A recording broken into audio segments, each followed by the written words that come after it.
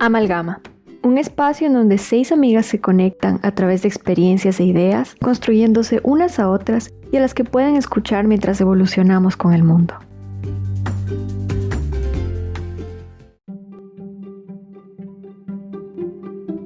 El día de hoy tenemos un maravilloso invitado. Se trata de José Rengifo, un joven payanés, colombiano, profesional en estudios literarios de la Universidad Nacional de Colombia, quien viene a compartir en este espacio con nosotros a hablar un poco sobre la propuesta de la teoría de la línea Año Cero, planteada por el escritor español Agustín Fernández Mayo, con el propósito de dar una perspectiva un poco más amplia a los fenómenos que se están presentando en el mundo actual. La pandemia del coronavirus trajo consigo un sinnúmero de desafíos en la economía, servicios de salud, manejo de la política, la forma en que nos relacionamos y la interacción social. En este sentido, las dinámicas y esferas que hasta antes de esta conocíamos como normalidad han tenido que ser replanteadas casi que en todos sus aspectos, dejando a su paso un redimensionamiento de la vida misma, cuestionando los valores que se creían eternos y dando paso a cientos de dinámicas nuevas. José, ¿cómo es y cómo funciona esta línea de Año Cero?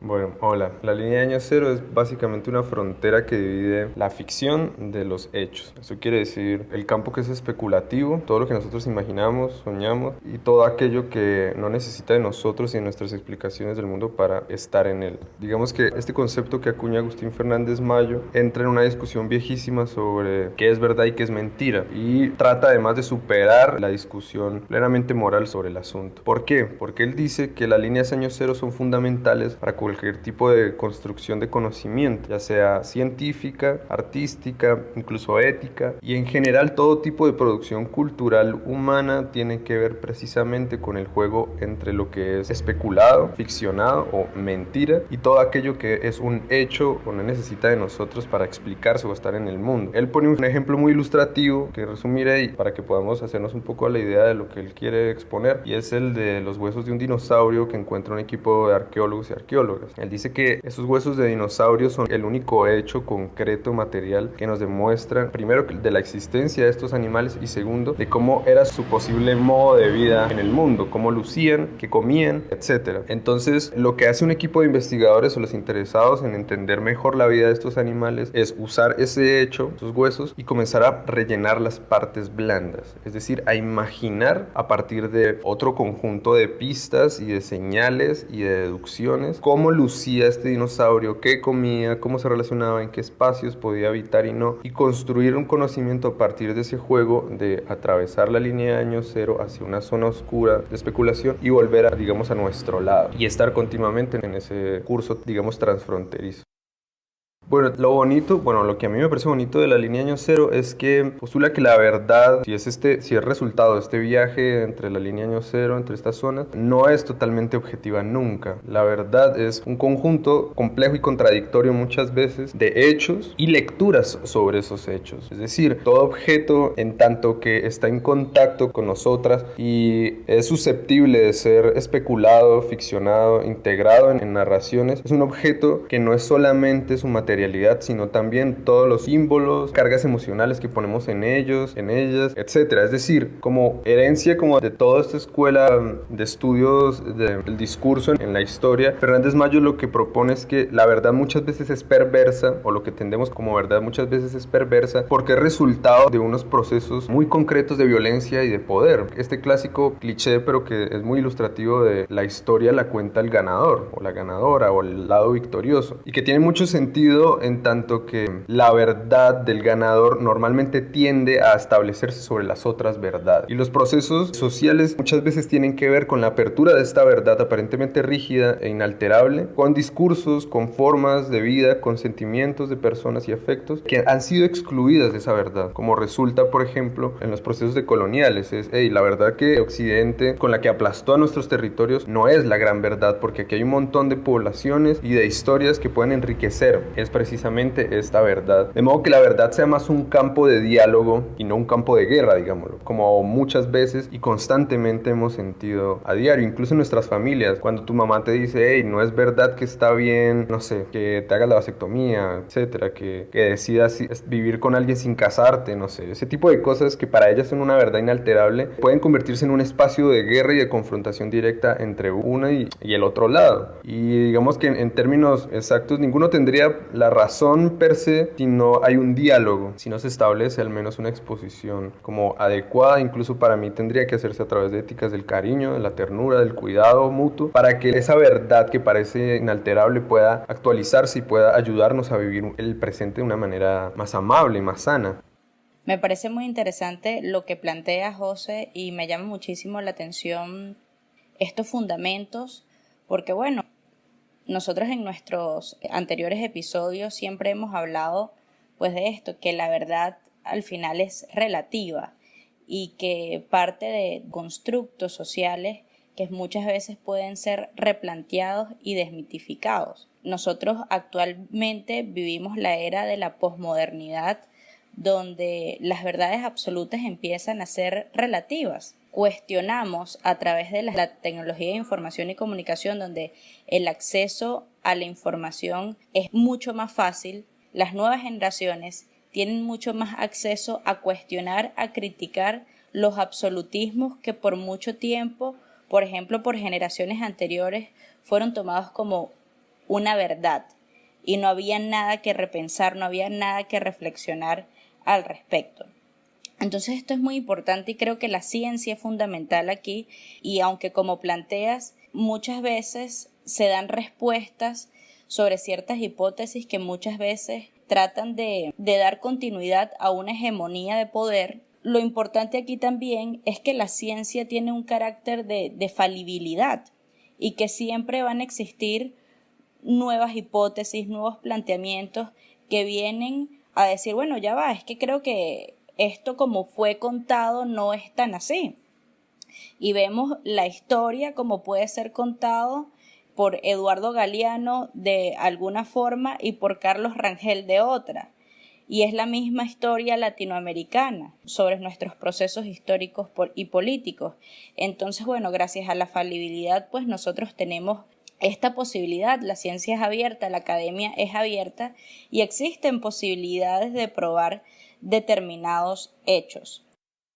Mira que a mí me parece muy importante lo que decís, sobre todo estaba escuchando uno de los episodios de su podcast en el que hablaban con un profesor de historia de Venezuela y me daba cuenta que muchas de las preguntas rondaban alrededor de la figura, del mito, de la realidad de Simón Bolívar. Y ese es un ejemplo que a mí me pareció, pues me parece bueno traerlo como ejemplo, quiero decir, porque explica muy bien este fenómeno sobre qué puede ser la verdad de un personaje y de los hechos históricos alrededor de un personaje como Simón Bolívar. Porque a pesar de que en términos generales Simón Bolívar es visto como un gran héroe y es precisamente romantizado y es utilizada su figura a través de ciertos discursos románticos y nacionalistas para construir una nación o unas naciones que necesitaban o creían necesitar una unidad simbólica, resulta en otros espacios totalmente contradictoria y que sucede, por ejemplo, en territorios como el del sur de Colombia, en Nariño, en Pasto, donde la figura de Simón Bolívar está lejos de ser el héroe que resulta para el resto, digamos, para la generalidad de las naciones liberadas por el movimiento bolivariano, digámoslo así. ¿Y qué sucede? Que no se trata necesariamente de un asunto de cancelación de Bolívar porque haya masacrado una población nariño en lo que se dio a llamar la Navidad Negra, sino más bien a entender que esta figura ha sido idealizada y ha dejado de representar ciertos rasgos humanos de falencia y de error para servir a unos proyectos específicos, que es un poco la misma lógica de yo construyo un héroe, un símbolo precisamente bajo mis necesidades, y las necesidades de ese momento necesitaban que Bolívar fuera un personaje y un símbolo mucho más unidimensional, porque si el símbolo de una nación también era un personaje que había masacrado parte de ella, no funciona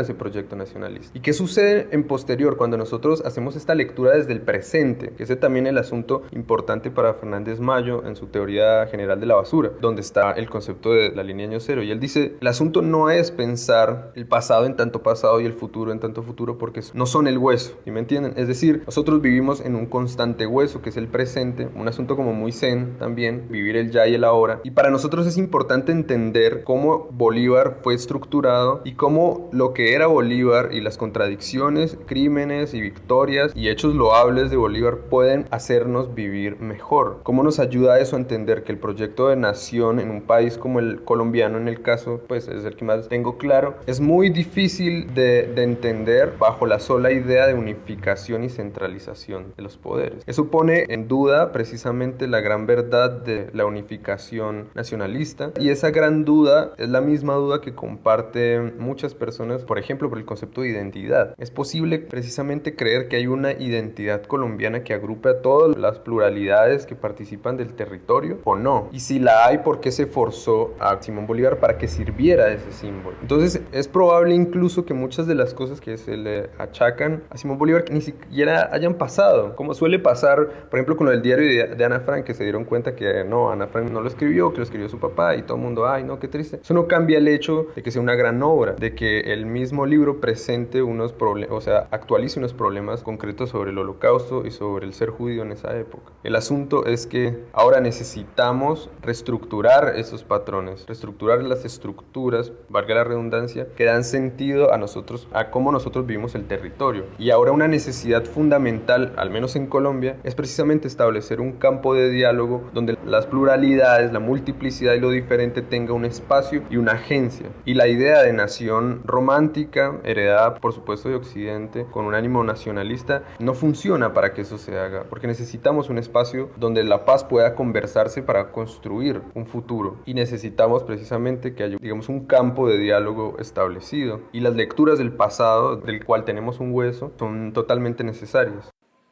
Totalmente. Es muy importante el tema del redimensionamiento de cómo nosotros nos relacionamos con lo público, qué configura lo público y quién interviene en lo público y de qué forma se toman las decisiones. Anteriormente nosotros veíamos cómo existían patrones verticales de poder y que hoy en día son muchísimos más horizontales. Las tecnologías de información y comunicación han horizontalizado y cristalizado la forma en la que nos relacionamos con lo público.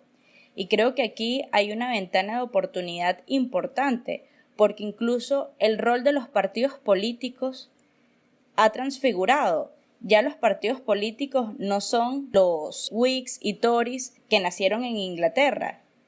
Ya los partidos políticos no son los mismos conservadores y liberales del siglo pasado o lo que nosotros en Venezuela conocíamos como bipartidismo.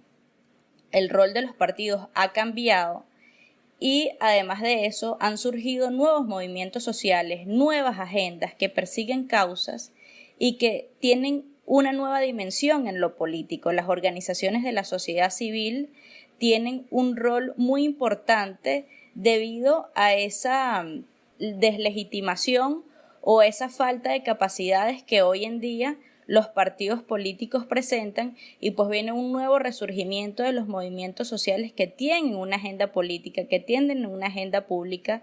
Entonces, bueno, vemos, ha sufrido un viraje todo esto que tiene que ver con las relaciones de poder. Asimismo, en el campo internacional, cómo la geopolítica del mundo ha cambiado. Entonces, es importante que nosotros repensemos cómo podemos dar respuesta a estos nuevos movimientos, a estas nuevas agendas, y cómo debe ser la arquitectura institucional que realmente responda a los cambios sociales, a los cambios políticos, y poder dar respuesta para tener en verdad mejores sociedades y dar soluciones mucho más efectivas. Y con lo que mencionabas, creo que es importante la inclusión, la participación, dar lectura a los diferentes escenarios, necesidades de los diferentes actores políticos, porque no podemos seguir dejando por fuera a grupos importantes, a sectores importantes que son necesarios en la toma de decisiones. Sí, bueno, me adhiero a Mari con un pequeño comentario y también con una pregunta a José, porque para mí todo esto es bastante nuevo. Y antes de cerrarme a la idea de todo esto, quería preguntarte, porque para mí está muy claro todo este tema de la subjetividad y cómo las verdades se convierten en guerra, y al final no sería tanto así. Yo no les dijera entonces que son verdades, simplemente son percepciones, opiniones, formas de ver el mundo, como cuando decías el ejemplo de tu mamá, que se convierte en una guerra esto. Y para mí tiene sentido eso porque no es algo muy exacto, no es como una ciencia natural, ¿sabes? Es una creencia que ha sido ¿cómo se dice? Formada por todo lo que vivió tu mamá en su tiempo y por todo lo que tú viviste en tu tiempo, ¿no? Pero ¿qué pasa con estas ciencias más exactas, con las ciencias naturales? Nos comentabas un poco de los dinosaurios y claro, como no había científicos en ese momento para tomarle tal vez una foto o verlo o estudiar la piel de los dinosaurios para saber cómo era. Se entiende que, bueno, nosotros no podemos tener ninguna certeza de que efectivamente fue así, pero la verdad, especialmente, y ya entrando un poco al tema de lo del coronavirus, me doy cuenta cómo la ciencia puede ser así maravillosa, en sentido de que nos hace entender muchas cosas que la verdad se necesita todo ese proceso científico para poder llegar a esa información. Entonces mi pregunta es, ¿cómo esta perspectiva que tú nos estás trayendo hoy, cómo nos ayudaría para entender o para cuestionar o para... porque tú mencionas que es una herramienta, pero en momentos en los que estamos aquí, los científicos, y nosotros estamos percibiendo esta realidad, o sea, ¿de qué manera nos ayuda a cuestionar las ciencias exactas, las ciencias naturales, que son, sabes, que para mí, o sea, yo no tengo manera de cuestionarlas mucho. Yo sé que hay error, yo sé que hay equivocación, yo sé que hay problemas de interpretación, pero ¿qué es lo que está sucediendo entonces? Y cómo podemos entender y cómo nos ayuda a entender toda esta crisis de salud pública, todo el tema de las vacunas, el tema de cómo sabemos cómo funciona el virus y cómo no. ¿Qué hay detrás de todo esto según esta perspectiva? Pues digamos que Fernández Mayo se para como una especie de tradición, si se le puede llamar así, de una escuela que tiene en cuenta los procesos que se llamó en la posmodernidad de construcción como una herramienta crítica fundamental. Él está en un juego no solamente de aceptar que eso es una herencia, una herramienta que se hereda, sino también que busca encontrar también los errores de esta herramienta y postular un más allá. Y una de sus respuestas es precisamente la línea de año cero, porque ¿qué sucede? Normalmente en el discurso moderno, la cosa en sí, lo que es un hecho y la pretendida objetividad con la que nos acercamos a él o a ella son el gran asunto clave. Y en la posmodernidad da la sensación, o en el postestructuralismo, que es como el término más profundo, da la sensación de que las cosas, la materia, el hecho, deja de importar, porque lo que importa ahora es plenamente la discursividad y los textos y la forma en que los textos construyen la realidad. Entonces se va de un extremo al otro. Y Fernández Mayo dice, es entendible, si vamos en términos históricos, entender estas posiciones. Gracias al modernismo entendemos muy bien cuáles eran nuestras posibilidades para acercarnos al mundo fuera de las estructuras mitorreligiosas y accedemos al entendimiento y a la razón como una herramienta perfectible. Y luego en el posmodernismo hay un espacio de entendimiento que estos procesos nunca han estado separados de procesos de violencia, de procesos de opresión, de procesos además dinámicos en donde lo que creíamos que era una verdad inalterable se ha ido transformando, o incluso, y más profundo, que las verdades y las mentiras pueden convivir en unos espacios, como por ejemplo con las teorías de la física cuántica en relación a las de la física mecánica clásica, que parecen contradecirse una a la otra, pero existen en nuestra realidad y actualizan nuestra realidad continuamente. Lo que dice Fernández Mayo es: tengamos ahora en cuenta ambas cosas y entendamos que es imposible retener la materialidad de las cosas de manera permanente. Este ejercicio de conservar, por ejemplo, la pureza de una ciudad, como pasaba en Popayán, que la pintaron de blanco y la estructuraron así para que fuera siempre pura, este ejercicio de carga simbólica que pretende además tener unas repercusiones en lo real, no es posible porque las cosas cambian, es inevitable que perdamos cosas, que nos olvidemos de cosas, que la gente se vaya. Entonces lo que hacemos es continuamente estar relacionando con las ruinas del mundo por el que vamos pasando. Esta herramienta, ahora para anclarlo a la otra parte de tu pregunta, yo siento que nos sirve ahora para entender que vamos a un ritmo demasiado acelerado, que las herramientas como el internet, las telecomunicaciones y la tecnología en general permiten eliminar ciertos intermediarios, justo como en el caso de repensar los partidos políticos, y nos permiten un contacto aparentemente más directo con la realidad. Lo que sucede también, y por eso siento yo que surgen un montón de teorías de conspiración y ese montón de textos extraños sobre lo que está pasando y ha pasado con el virus, por ejemplo, es que por más internet que haya, nadie estuvo en Wuhan en el momento en que aparentemente se dio el caso 0, el caso 1. No entendemos eso. Y precisamente nuestra realidad en ese ejercicio, nuestra contemporaneidad en ese ejercicio de hiperestimulación, nos entrega un montón de estímulos y de información que resulta contradictoria y las personas no pueden dejar de pensar e imaginar, incluso de maneras místicas, religiosas o mitológicas, el mundo. mundo. No pueden dejar de obtener eso como una herramienta para entender el mundo. Que creo que era algo que también decía su anterior invitado cuando hablaban de lo de Bolívar. El imaginar el mundo, el mitificarlo o construirlo en narración es una manera de darle explicación continuamente. Y muchas de estas explicaciones parecen además absurdas ante, digamos, ciertos procesos de lógica, más o menos básicos, pero no dejan de informar sobre la posición desde la cual esa narración se postula. No es extraño que en muchos casos este tipo de narraciones paranoicas sobre el origen del virus tenga un fondo racista, como sucedía muchas veces, que es que es el virus chino. Entonces es como, espérate, ¿estás queriendo decir que todo lo que viene de allá es paila porque es chino? ¿O realmente tienes pruebas para decirme que el virus es chino? ¿O viene de allá? ¿O fue hecho en una malévola fábrica para infectar al mundo? Y puede ser, es que yo tampoco lo sé, pero de por sí yo ya sospecho si alguien viene con esas intenciones. Y de acuerdo contigo, hay otras herramientas para encontrar esa verdad y herramientas,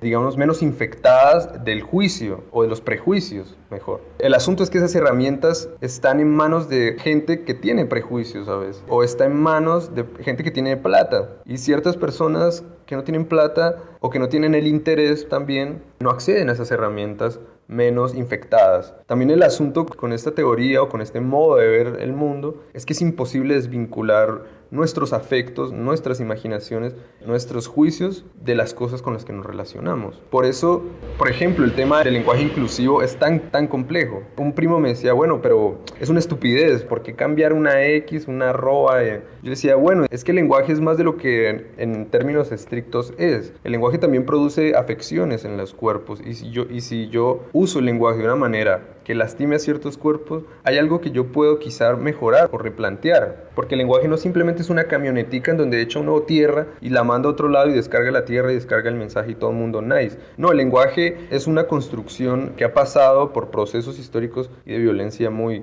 concretos, y sería, a mi juicio, muy extraño no aceptar que la base de expresión del lenguaje en el español no es machista. Entonces pasa eso, que las herramientas también son huesos, también están cargadas de interpretaciones, pero también nos informan cosas a nosotros. Los huesos están ahí tocándonos también a nosotros. Los hechos en el mundo están interviniendo en nosotros. Nosotros y nosotras no solo estamos imponiendo nuestra interpretación sobre las cosas, y hacerlo es igual de descuidado que creer que la verdad está fuera de mi sensibilidad, o de mis visiones de mundo, o de las visiones de mundo y éticas de una comunidad o comunidades.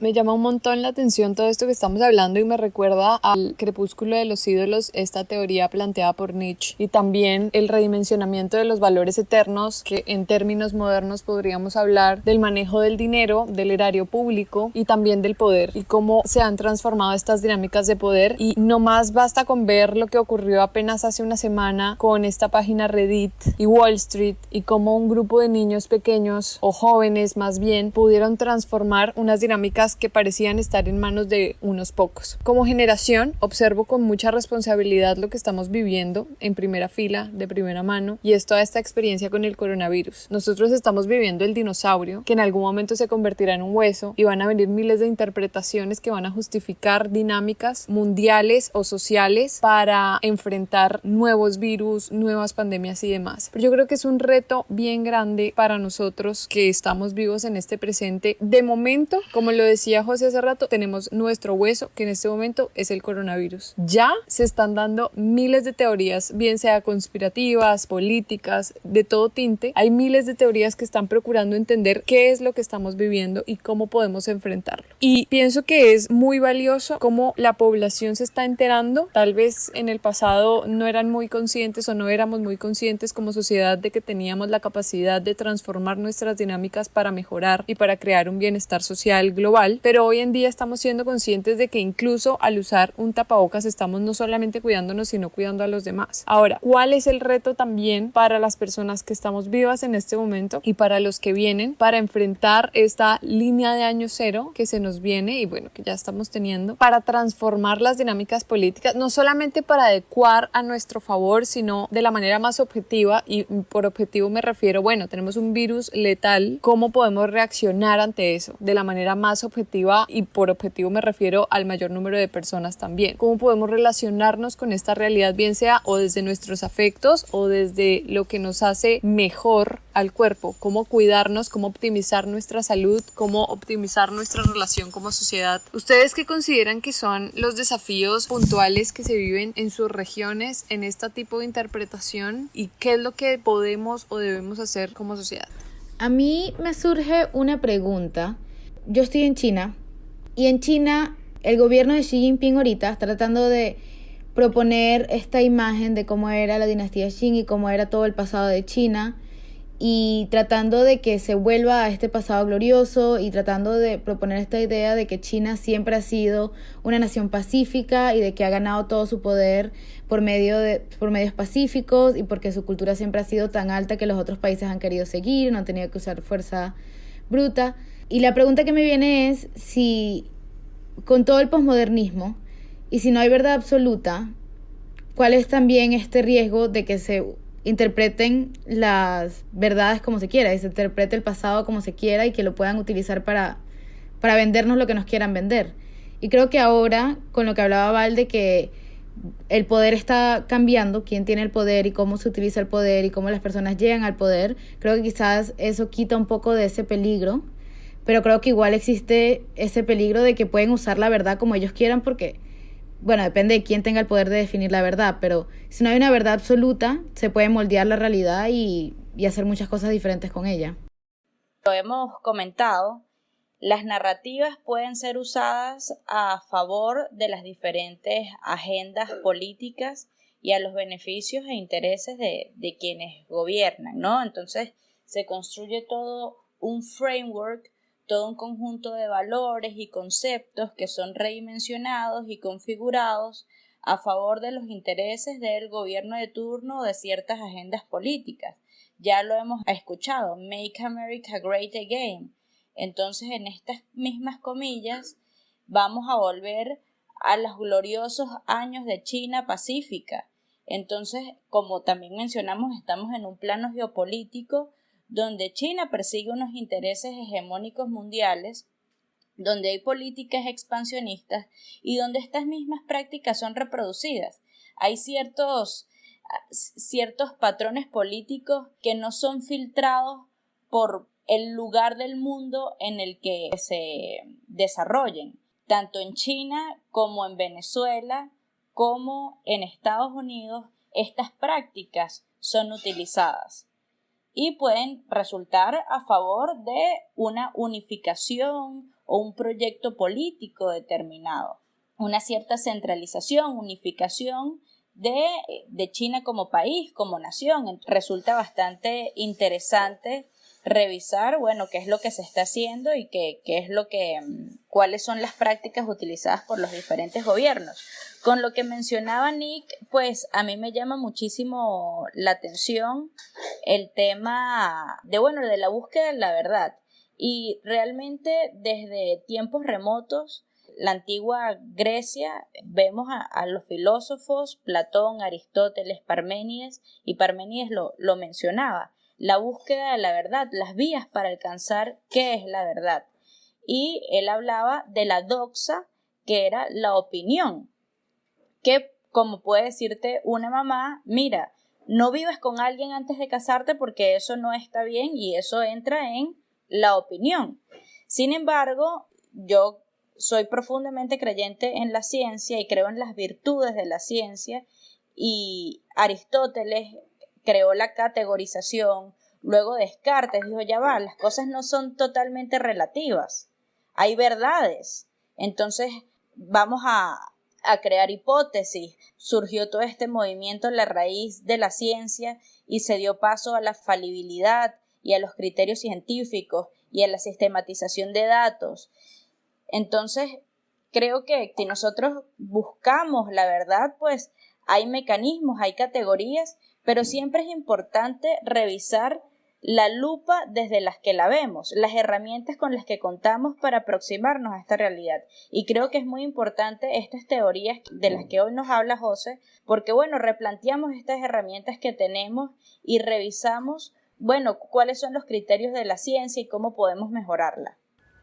Hay algo a mí ahora que, pensando en estos problemas que plantea Claudia y Mariana sobre si hay o no una verdad, y hay algo que a mí me parece muy interesante y que en ese momento me ha acercado a estudiar de manera más juiciosa y que tiene que ver con cómo establecer, digamos, una especie de medida, de valoración que nos indique qué está bien y qué no. Es decir, hay como una suerte de moral una alternativa al juicio moral en términos abstractos y rígidos. Y en eso me acerqué a un filósofo con cierta fama que se llama Baruch de Spinoza, quien postulaba desde el siglo XVII, si no estoy mal, que había una verdad inalterable para las cosas y para cualquier cuerpo en el mundo, y es que las cosas perseveran en su ser y están continuamente buscando las maneras de potenciarse. Y cuando Spinoza traslada ese problema, digamos, al cuerpo humano, a los cuerpos deseantes humanos, él se da cuenta que nosotros estamos atravesados continuamente por un montón de afecciones y de pasiones y de ideas sobre las cosas, precisamente muy en sintonía con lo que estamos diciendo ahora. Y a él le preocupa es cuáles de estas afecciones,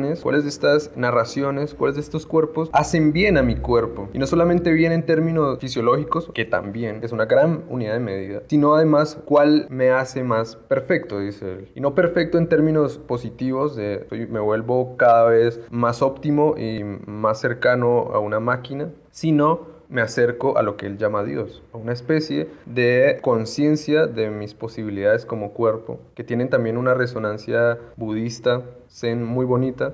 Y de esa manera, como mi cuerpo y yo llegamos a un estado de beatitud con las cosas, en las que acepto el mundo como es y puedo vivir a partir de él. Y he estado leyendo precisamente a una lectora de ese Spinoza, a una filósofa que se llama Jane Bennett, que postula que hay que devolverle la capacidad de decidir, de agencia más bien, a las cosas. Es decir, entender que el clima, que el mar, que el río, que un bosque, que cierto ecosistema, que las cosas con las que relacionamos nos afectan de una manera activa y tienen una agencia y tienen una vida, justo como Spinoza lo proponía. Porque Spinoza cree que todos los cuerpos están en un mismo plano y por más que nosotros, los humanos y nosotras vivamos nuestros cuerpos a través de la razón o del pensamiento, eso no nos hace especiales y Spinoza es muy claro al respecto. Tenemos el mismo conatus que la piedra que pateamos en la calle. Entonces, Jane Bennett se interesa mucho por eso para construir un proyecto político ecológico.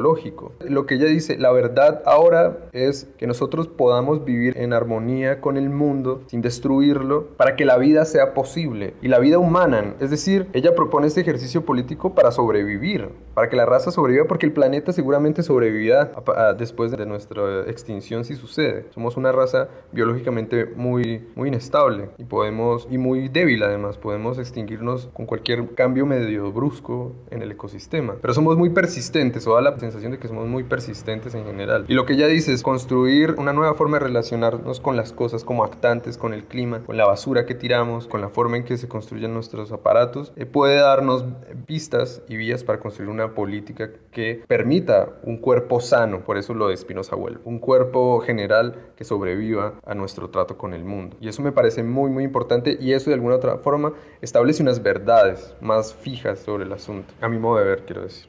Yo creo que si los seres humanos, en este momento sobre todo coyuntural, fuéramos mucho más conscientes de nuestra responsabilidad y de nuestro poder individual de transformación, no solamente individual sino colectivo, respecto de la implementación de esta filosofía de los afectos y relacionarnos de manera objetiva con lo que nos hace, de nuevo, objetivamente bien, con lo que nos puede servir y optimizar nuestra vida, nuestra calidad de vida, nuestro cuerpo, y trayendo todo este tema de Spinoza a la relación con el coronavirus, yo creo que nuestra vida cambiaría. Y que día lo pensaba, y es como muchas veces nuestra intuición nos dice que debemos hacer algo o que definitivamente no debemos hacer algo, pero a veces no nos escuchamos porque están por fuera todos estos estándares de lo que es o debería ser. Y al menos a mí reconozco que me falta muchísimo hacerme consciente de todo esto para desligarme de este deber ser que a veces yo misma me impongo y poder escuchar un poco más mi intuición y relacionarme de manera eficiente con lo que objetivamente optimiza y me hace bien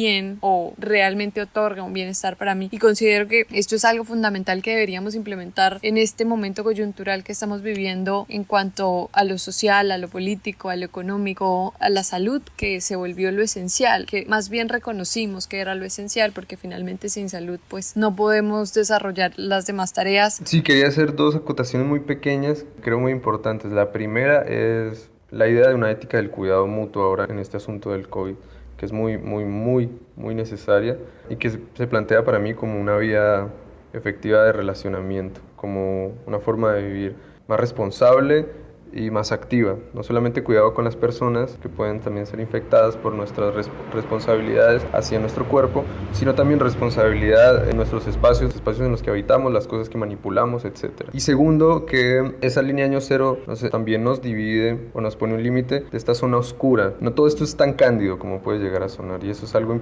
importante de aclarar, porque como ya hemos dicho, esa zona de especulación puede servir para intenciones perversas o incluso para que la vida, en tanto fuerza, se presente a la vida, o sea, se presente a nuestra vida, a nuestro campo de habitabilidad, y se muestren maneras crueles. Y eso sí es un poco de herencia romántica, creo, pero sí hay una sensación de que si la vida se presentara en su manera más pura y directa a nosotros, nuestro cuerpo no lo podría soportar, y esto significaría de algún otro modo que nosotros estamos como reteniendo un poco la vida para sobrevivir un tiempito, pero que la vida es mucho más poderosa y no tiene por qué pensarse en términos meramente la vida es positiva y cándida y bella, no, la vida es cruel. Y una vez seguía un perfil de Instagram en el que subían fotos de animales cazando a otros y devorando a otros. Eso es la vida, solo que uno se olvida lo cruel que puede llegar a ser. Y hay algo de esa crueldad que resulta, al menos para mí, tremendamente estimulante y, por otro lado, tremendamente como aleccionante. Hay algo en esa crueldad que nos enseña un poco a tener como creo yo, cierta humildad respecto a la forma en que nos relacionamos con las demás y decir como, bueno, ya yo aquí tampoco es que pueda hacer gran cosa en términos generales, pero yo cuido y me cuido, y eso me parece muy muy importante. Muchas gracias, José, por haber compartido este espacio con nosotras. Como siempre, fue un placer verlas y dialogar sobre temas que son tan importantes, y esperamos que para toda nuestra audiencia haya sido de gran utilidad y que sea de gran reflexión lo que hemos hablado incluso desde el inicio de este podcast, y ha sido la responsabilidad social, y cómo esa responsabilidad social solo se puede materializar cuando tenemos una responsabilidad individual sobre nuestra propia vida. Nos vemos en un próximo episodio. Muchas gracias a todas, todos. Chao. No se olviden de seguirnos en nuestro Instagram, @amalgamashow. Aquí los esperamos para el próximo episodio. Sueños, realidades y un mundo de posibilidades, compartiendo desde nuestra mesa hasta sus dispositivos.